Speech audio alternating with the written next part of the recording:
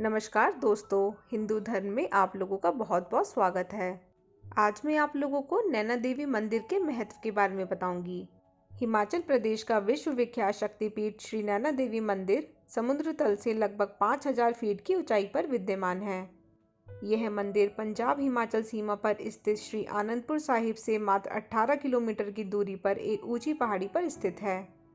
हर साल लाखों की संख्या में श्रद्धालु पंजाब, हिमाचल, हरियाणा, दिल्ली, यूपी, बिहार, उत्तराखंड और अन्य प्रदेशों से माता के दर्शन के लिए आते हैं। विदेशों से भी कई श्रद्धालु माता के दर्शन के लिए आते हैं।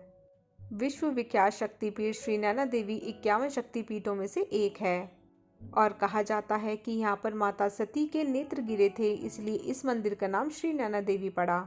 प्राचीन काल में जब माता सती के पिता राजा दक्ष प्रजापति ने यज्ञ का आयोजन करवाया था, तो उस समय सभी देवताओं को उन्होंने इस यज्ञ में भाग लेने के लिए न्योता दिया, लेकिन माता सती और भोले शंकर को इस यज्ञ में नहीं बुलाया। इससे सती माता बहुत क्रोधित हुईं। राजा दक्ष प्रजापति के यज्ञ में जाने के लिए भगवान शिव ने हठ किया और हठ के कारण सती माता अपने पिता के उस यज्ञ में चली गईं और जब वहां जाकर देखा कि सभी देवताओं के लिए स्थान प्रदान किए गए हैं, लेकिन भोले शंकर के लिए कोई स्थान नहीं है, तो वह बहुत क्रोधित हुईं और अपने क्रोध को रोक ना सकी और वह स्वयं यज्ञशाला में कूद गईं। जब शिव शंकर भगवान को इस बात का पता चला तो वे बहुत क्रोधित हुए और उन्होंने माता सती के अर्ध जले शरीर को अपने त्रिशूल पर उठाकर पूरे ब्रह्मांड का भ्रमण करने लगे।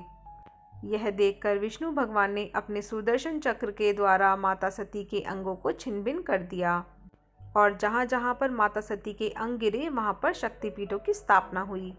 माता श्री नैना देवी के नाम को लेकर और भी कई तरीके की मान्यताएं हैं। कहते हैं जब माता श्री नैना देवी ने महिषासुर का वध किया था तो सभी देवताओं ने खुश होकर जय नैना माँ उद्घोष किया, इसलिए भी माता श्री नैना देवी के तीर्थ स्थल का नाम श्री नैना देवी पड़ा। प्राचीन काल से एक और कथा प्रचलित है। कहते हैं नैना नामक गुर्जर ग्वाला अपनी गाय चराता था, तो अचानक एक गाय के थनों से अपने आप पिंडी पर दूध निकलना शुरू हुआ और माता ने उसे रात को सपने में दर्शन दिए और कहा कि यहाँ पर मंदिर की स्थापना करना।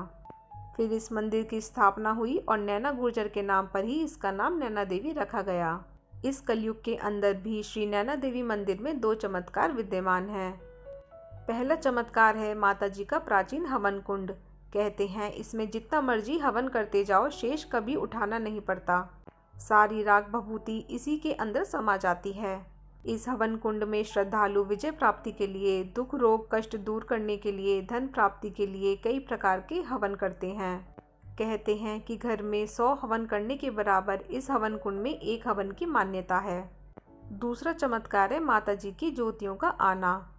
माता ज्वाला देवी माता श्री नैनी देवी से मिलने आती हैं। सबसे पहले ज्योति के दर्शन माता के त्रिशूल पर होते हैं, उसके बाद श्रद्धालु के हाथों पर, पीपल के पत्तों पर ज्योतियों के दर्शन होते हैं और ये 15 से 20 मिनट तक चमत्कार देखने को मिलता है। उस समय मौसम बहुत भयानक हो जाता है। उस दौरान तेज तूफान आता है और बिजली कड़कती है। एकदम लाइट चली जाती है और उसमें माता की ज्योति प्रकट होती है। सभी श्रद्धालु जो उस समय मंदिर में होते हैं उन्हें माता की ज्योति के दर्शन होते हैं। कहते हैं श्रद्धालु की आंखों में किसी भी प्रकार की परेशानी हो या कोई बीमारी, अगर श्रद्धालु माता के दरबार में चांदी के नेत्र चढ़ाता है तो उसकी आंखों की रोशनी ठीक हो जाती है।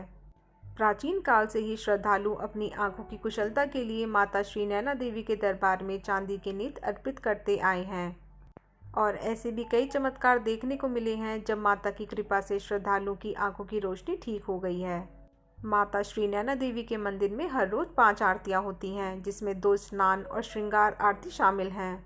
माता जी की पहली आरती सुबह 4 बजे होती है, उसमें माता जी को 5 मेवे का भोग लगता है। दूसरी आरती सुबह 6 बजे होती है, जिसमें माता जी को कढ़ाई और बर्फी का भोग लगता है। उसके बाद तीसरी आरती दोपहर के समय होती है, जिससे माता जी को राष्ट्रीय भोग लगता है, जिसमें 5 सब्जियां, बासमती चावल और खीर शामिल होते हैं।